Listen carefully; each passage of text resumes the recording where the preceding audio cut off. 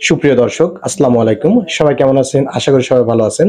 আজকের এই ভিডিওতে দেখাবো মাস্টার্স ফাইনালে যদি আপনার কোনো রেজাল্ট খারাপ হয় বা কোনো সাবজেক্টে যদি ফেল আসে বা একাধিক সাবজেক্টে যদি ফেল আসে, কিভাবে আপনি বোর্ড চ্যালেঞ্জ করবেন সেটা দেখাবো আজকের এই ভিডিওতে। চলুন বেশি কথা না বাড়িয়ে মূল ভিডিও শুরু করা যাক।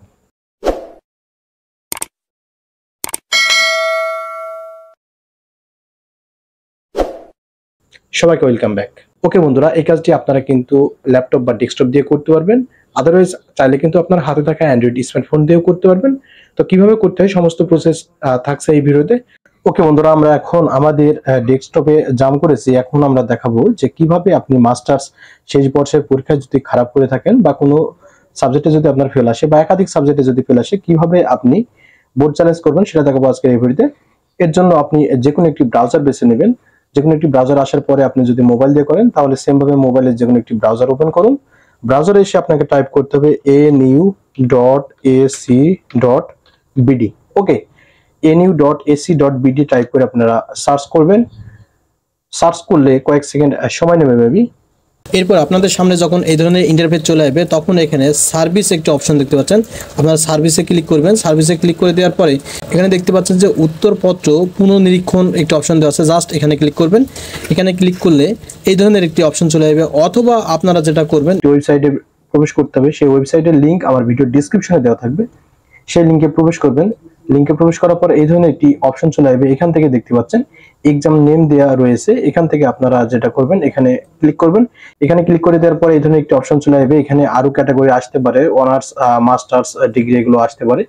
আমি যেহেতু দেখাবো মাস্টার্স ফাইনালে কিভাবে আপনি বোর্ড চ্যালেঞ্জ করবেন, এর জন্য যেটা করতে হবে মাস্টার ফাইনাল, জাস্ট এখানে আপনারা ক্লিক করবেন। এখানে ক্লিক করে দেওয়ার পরে দেখতে পাচ্ছেন যে রেজিস্ট্রেশন নাম্বার দেওয়ার জন্য বলছে। তো এখানে আপনার যে রেজিস্ট্রেশন নাম্বার, সেই রেজিস্ট্রেশন নাম্বারটি এখানে দিবেন। এখানে দেওয়ার পরে আমরা যেটা করবো, এখানে সার্চ যে অপশন দেখছেন, জাস্ট আমরা সার্চে ক্লিক করব। সার্চে ক্লিক করে দেওয়ার পরে এই ধরনের একটি অপশন চলে এসেছে। আপনি যেই সাবজেক্ট নিয়ে পড়াশোনা করেন না কেন, সেই সাবজেক্টের সাবজেক্ট কোডগুলো এখানে চলে আসবে। আপনি যেই সাবজেক্ট গুলোতে খারাপ করেছেন বা ফেল করেছেন সেই সাবজেক্ট আপনাকে সিলেক্ট করতে হবে। এখানে যতগুলো সাবজেক্ট সিলেক্ট করবেন এখানে অ্যামাউন্ট কিন্তু বাড়বে।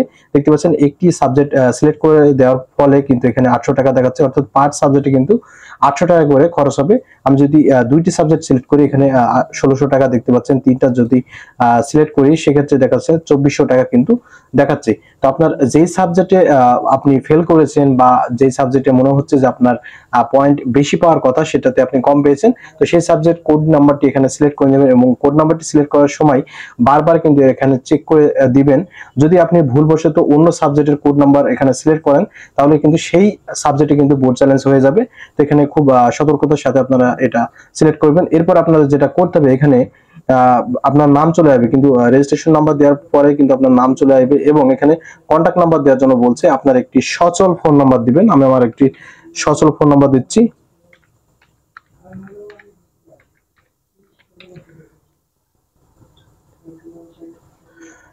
এই নাম্বারে কিন্তু আপনার বোর্ড চ্যালেঞ্জের রেজাল্ট কিন্তু এসএমএস দিয়ে জানিয়ে দেওয়া হবে। তাই অবশ্যই এখানে কিন্তু সচরাচর যেই ফোন নাম্বারটা আপনি ব্যবহার করেন সেই ফোন নাম্বারটি আপনাকে দিতে হবে। এরপরে দেখতে পাচ্ছেন এখানে সাবমিট একটি অপশন দেখতে পাচ্ছেন। এই সাবমিটে আপনাকে ক্লিক করতে হবে। জাস্ট আমরা এখন সাবমিটে ক্লিক করে দেব।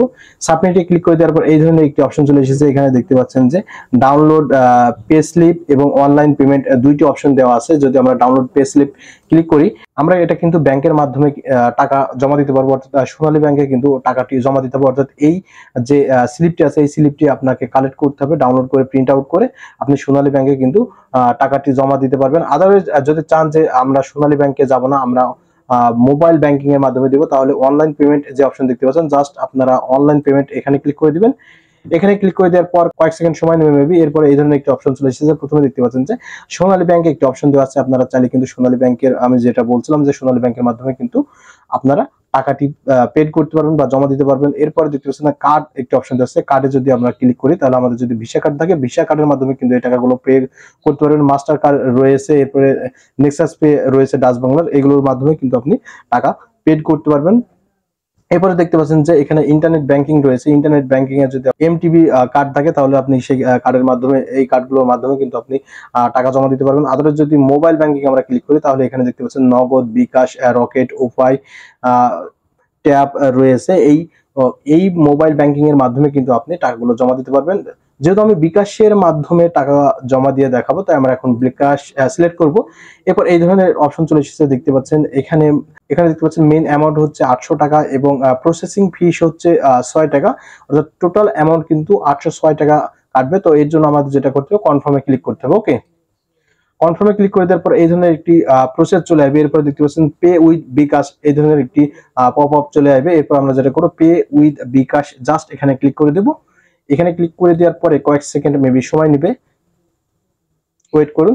তবে ভিডিওটি খুব সুন্দর একটি ভিডিও। এখনো পর্যন্ত যদি আমাদের এই ভিডিওতে লাইক না দিয়ে থাকেন তাহলে অবশ্যই ভিডিওতে লাইক দেন। আপনি যদি আমাদের চ্যানেলে নতুন দর্শক হয়ে থাকেন তাহলে অবশ্যই চ্যানেলটি সাবস্ক্রাইব করে রাখবেন। আর এই মুহূর্তে এই ভিডিওটি যদি ফেসবুক পেজ থেকে দেখে থাকেন তাহলে আমাদের পেজটিকে অবশ্যই ফলো দিয়ে রাখবেন এই ধরনের ইন্টারেস্টিং ভিডিও পাওয়ার জন্য। ওকে বন্ধুরা, এরপরে এই ধরনের একটি পপ আপ চলে আসবে, বিকাশের পপ আপ চলে এসেছে। এখানে আপনার যেই নাম্বার দিয়ে বিকাশ অ্যাকাউন্ট খোলা আছে এবং ওই অ্যাকাউন্টে কিন্তু পর্যাপ্ত পরিমাণে টাকা থাকতে হবে, অর্থাৎ আপনাকে কিন্তু সর্বনিম্ন 850 টাকা থাকতে হবে। তো সেই নাম্বারটি এখানে প্রবেশ করতে হবে। ওকে, সেই নাম্বারটি এখন প্রবেশ করছি।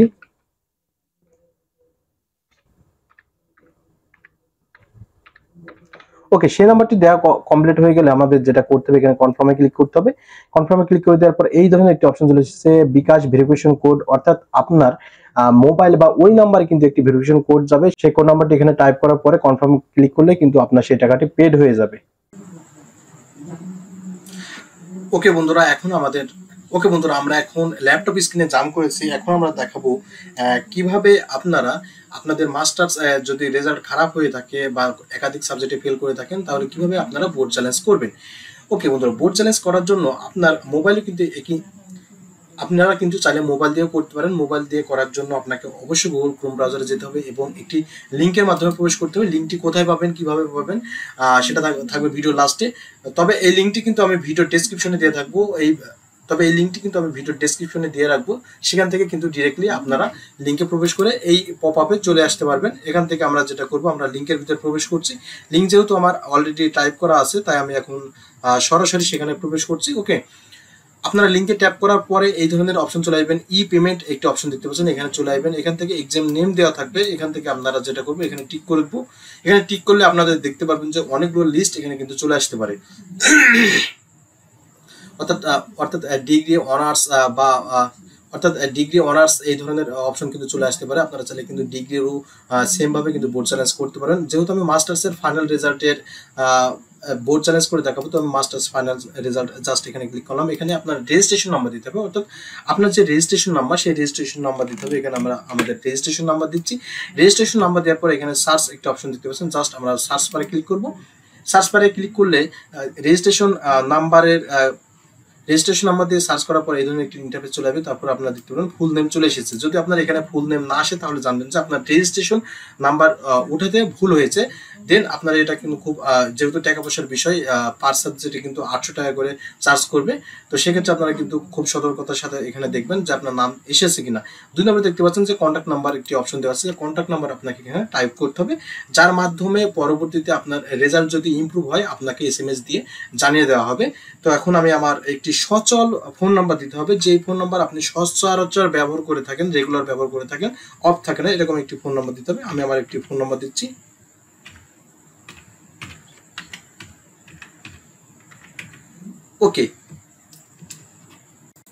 ওকে বন্ধুরা, আমাদের সচল একটি ফোন নাম্বার দেওয়া কমপ্লিট হয়ে গেছে। এখন আপনাকে যেটা করতে হবে, আপনার যেই সাবজেক্টে ফেল এসেছে বা যেই সাবজেক্টের উপর ভিত্তি করে আপনি বোর্ড চ্যালেঞ্জ করতে যাচ্ছেন সেই সাবজেক্ট কোড নাম্বার আপনাকে সিলেক্ট করতে হবে। কোড নাম্বার সিলেক্ট করার পূর্বে অবশ্যই দেখে নেবেন যে আপনি কোন বিষয়ের উপর কোড নাম্বার সিলেক্ট করার পূর্বে অবশ্যই আপনি দেখে নেবেন যে আপনার সাবজেক্ট কোড কত। সাবজেক্ট কোড যদি আপনি উল্টাপাল্টা সিলেক্ট করেন সেক্ষেত্রে কিন্তু আপনার উল্টাপাল্টা বোর্ড চ্যালেঞ্জ হয়ে যাবে। তখন দেখবেন যে আপনি যেই সাবজেক্টে ফেল করেছেন, ফর এক্সাম্পল সেই সাবজেক্টে কিন্তু আপনার বোর্ড চ্যালেঞ্জ করা হলো না। আপনি যেই সাবজেক্ট সিলেক্ট করেছেন, যেই সাবজেক্ট কোড, সেটা কিন্তু বোর্ড চ্যালেঞ্জ হয়ে যাবে এবং সেটা আপনার যাচাই বাছাই করা হবে। এখানে দেখতে পাচ্ছেন যে একটি সাবজেক্ট সিলেক্ট করার সাথে সাথে এখানে কিন্তু অ্যামাউন্ট চলে এসেছে 800 টাকা। আমরা যদি দুইটি সাবজেক্ট সিলেক্ট করি সেক্ষেত্রে দেখতে পাচ্ছেন যে এখানে 1600 টাকা কিন্তু দেখাচ্ছে। তো আমরা যেহেতু একটি সাবজেক্টের বোর্ড চ্যালেঞ্জ করে দেখাবো, তো এখানে আমরা সিলেক্ট করেছি। সিলেক্ট করে দেওয়ার পর এখানে যেটা করতে হবে, এখানে আপনারা নিচে দেখতে পাচ্ছেন যেখানে সাবমিট একটি অপশন দেওয়া আছে, জাস্ট আমরা সাবমিটে ক্লিক করব। সাবমিটে ক্লিক করে দেওয়ার পর এই ধরনের একটি অপশন চলে এসেছে, এখানে ফর অনলাইন পেমেন্ট একটি অপশন দেখতে পাচ্ছেন, অনলাইন পেমেন্টে আমরা ক্লিক করব। এখানে ক্লিক করে দেওয়ার পর এই ধরনের একটি অপশন চলে এসেছে, এখানে দেখতে পাচ্ছেন যে আপনার নাম চলে আসবে এবং ব্যাংক রেফারেন্স নাম্বার একটি চলে এসেছে দেখতে পাচ্ছেন।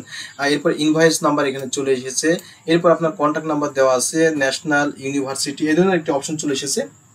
আপনি যদি চান যে সোনালী ব্যাংকের মাধ্যমে আপনি টাকা জমা দিবেন, তাহলে আপনারা সোনালী ব্যাংক সিলেক্ট করবেন। আদারওয়াইজ যদি মনে করেন যে সোনালী ব্যাংকে যে টাকা জমা দেওয়া আপনার জন্য খুব ঝামেলা, সেক্ষেত্রে আপনার যদি কার্ড থাকে, ভিসা কার্ড, মাস্টার কার্ড বা নেক্সাস পে বা ডাচ বাংলা কার্ড থাকে, সেক্ষেত্রে আপনারা কিন্তু ভিসা কার্ড দিয়ে বা এই ধরনের কার্ডগুলো দিয়ে কিন্তু টাকা পেমেন্ট করতে পারবেন।